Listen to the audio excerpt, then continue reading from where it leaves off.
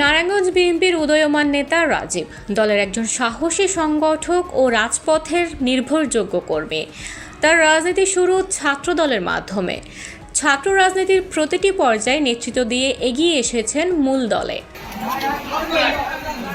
দল যখন দমন পীড়নের মুখে, তখন রাজীবই ছিলেন সামনে থেকে নেতৃত্বে।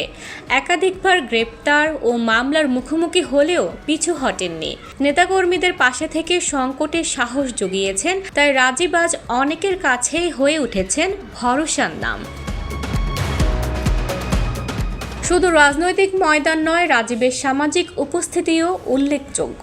সাধারণ মানুষের পাশে থেকে কাজ করার মধ্য দিয়ে জনপ্রিয়তা বাড়ছে তার।